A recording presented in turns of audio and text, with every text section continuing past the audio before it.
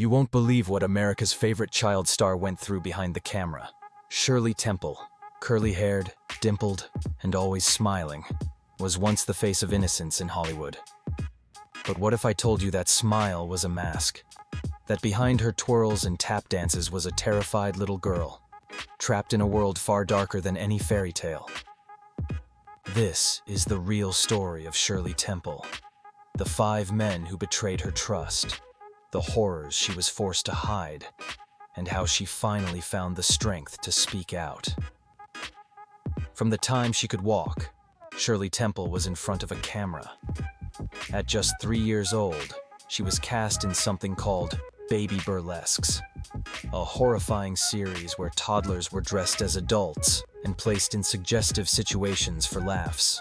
One slip-up, and she'd be locked in a windowless, ice-cold punishment box as discipline.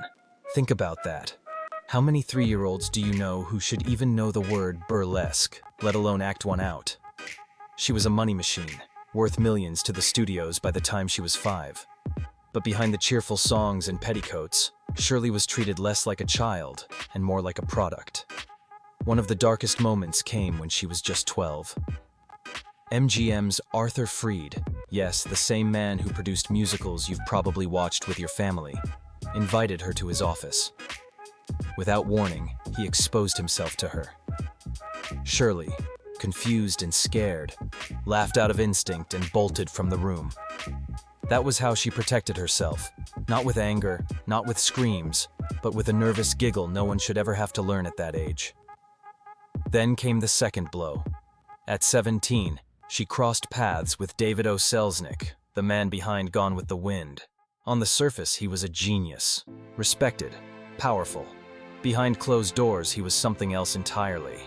He exploited Shirley when she was still trying to understand who she was, pushing her into situations that left invisible scars. It wasn't just physical violation, it was mental. Every yes she said to survive chipped away at who she used to be. But the betrayal didn't end in casting offices or sound stages. The first man to truly break her heart was someone much closer. Her first husband, John Agar. They were young, in love, or so she thought. Shirley married him thinking she'd finally found someone who saw her as more than a paycheck. But Agar didn't love Shirley. He loved the spotlight she brought. He wanted my fame, not my heart, she later admitted. Nights of alcohol, betrayal, and emotional neglect followed.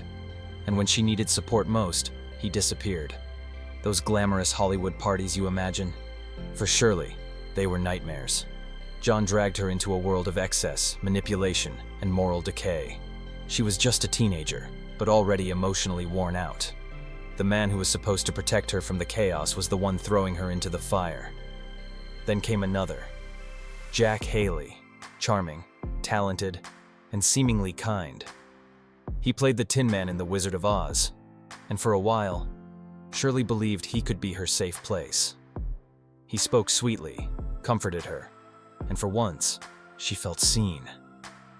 But it was all calculated. Haley used that trust to control her, weaving lies into every soft-spoken word. Shirley said he manipulated her emotions so thoroughly, she began to question what was real. She thought she was finding love. In truth, she was walking into another trap. It's hard to imagine how someone so young could keep going, but Shirley did. Even as the lights got brighter, the shadows behind the curtains only grew darker. Victor Fleming, the legendary director of The Wizard of Oz, was supposed to be her mentor. Instead, he became one of her greatest tormentors. Behind the scenes, Fleming pushed Shirley into inappropriate roles, gaslighting her with lines like, "This is what fame takes." His so-called direction wasn't about art, it was about control. "He made me feel like a puppet," Shirley once said. "Like I was built to dance on command, not to feel." And it didn't stop at filming. Off-set, Fleming belittled her, undermined her confidence, and slowly chipped away at the girl inside the icon. She was praised in front of the cameras and broken behind them. Imagine being a teenager, adored by millions, but quietly dreading every day on set because you never knew what would be asked of you next, or who might try to take advantage of your silence. Shirley carried all of this with her. The pressure, the secrets, the trauma. While the world saw her as a symbol of hope during the Great Depression, she was silently grieving the childhood stolen from her. And perhaps worst of all, the very people who should have stood up for her, the producers, agents, and even her family, often looked the other way. The silence around her wasn't just her own, it was the industry's. So why speak now?